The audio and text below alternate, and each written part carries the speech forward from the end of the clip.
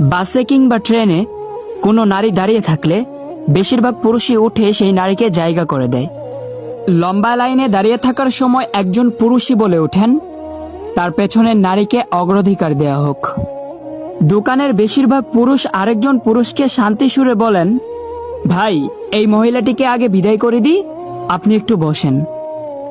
স্কুলের যেসব শিক্ষক ছেলেদের গরু ছাগলের মতো পেটান, সেসব শিক্ষকও মেয়েদের বেলায় একটু সহানুভূতিশীল হন। কোনো পুরুষকে তার জীবনে সবচেয়ে বেশি ভালোবাসার মানুষের কথা বলতে বললে সেই পুরুষটি একজন নারীরই নাম বলবে।